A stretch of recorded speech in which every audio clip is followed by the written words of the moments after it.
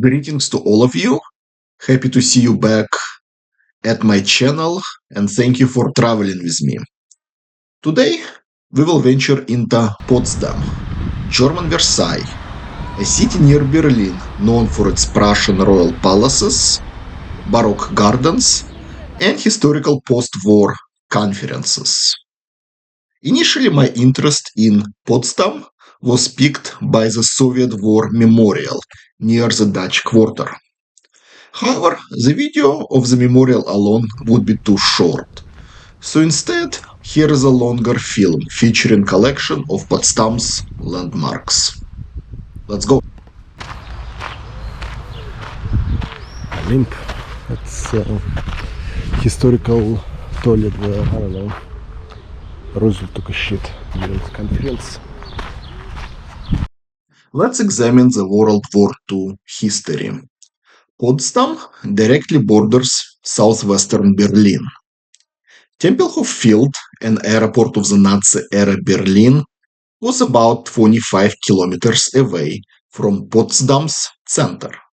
In mid-April 1945, Red Army crossed the Nisse River east of Berlin.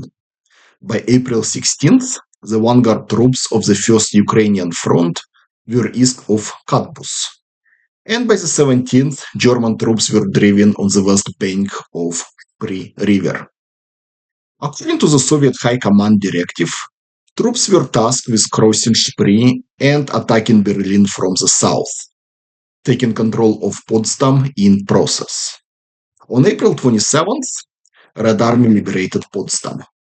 Potsdam's Soviet War Memorial is located directly behind the Church of Peter and Paul in the city center. The church building dates to the second half of 19th century. It was designed by the architects Stuller and Salzenberg. During the war it sustained damage and was finally reconstructed in the 1950s.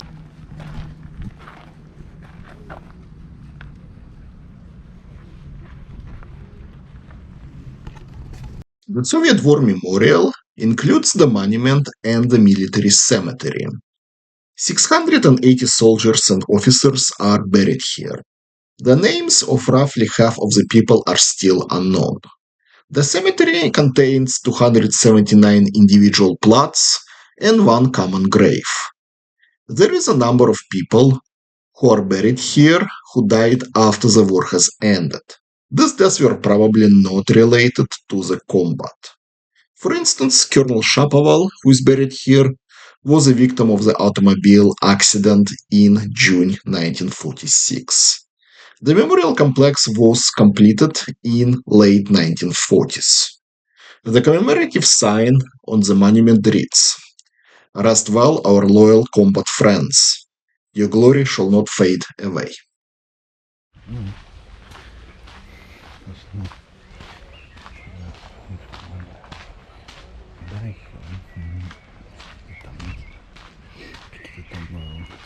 Now, let's step away from the 20th century and indulge in the royal frivolity of the Imperial Prussia.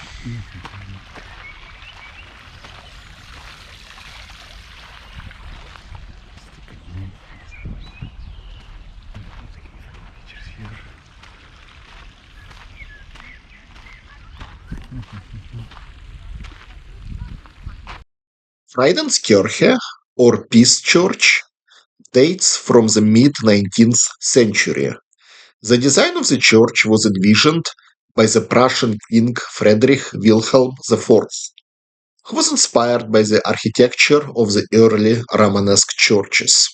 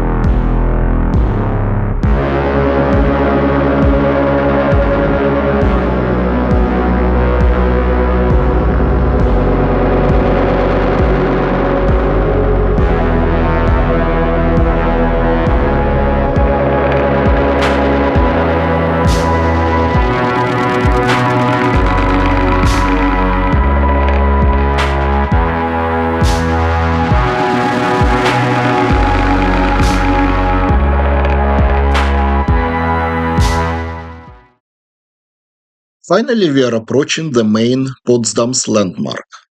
Sanssouci Palace, built in the opulent Rococo style, is a centerpiece of Imperial Potsdam. Many noted similarities between Sanssouci and the palaces of Versailles. Sanssouci means without worry, and due to its rather tricky pronunciation, I'll just refer to it as a Hakuna Matata Palace. I think the meaning is roughly the same.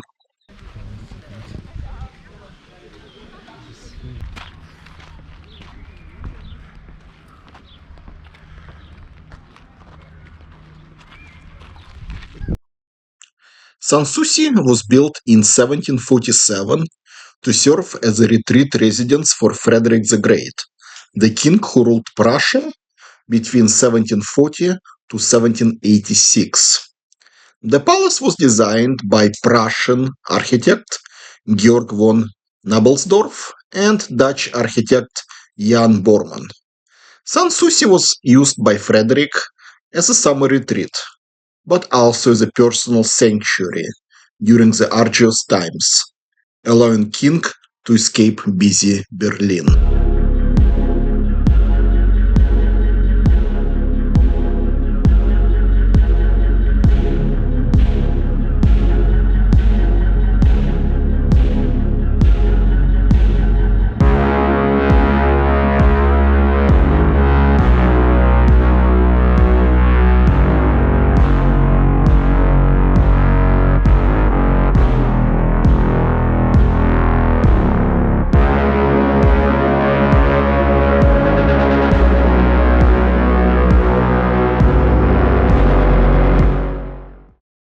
The fountain in front of the palace and the marble sculptures featuring mythological motifs were completed by 1750.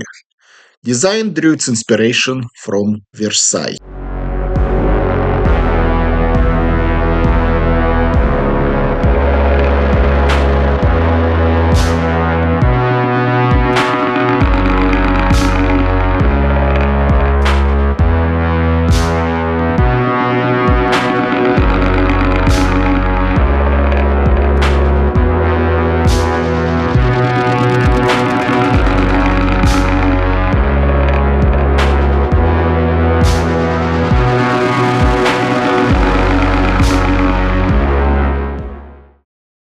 I think this will be it for today. This was my brief excursion to Potsdam, which by no means did justice to this historically important city. Potsdam is an easy day trip from Berlin, as 7 will take you straight there from Berlin's Hauptbahnhof. Potsdam features relaxing parks, gorgeous palaces, and memorable World War II landmarks, and provides a very different experience from the busy and hectic Berlin.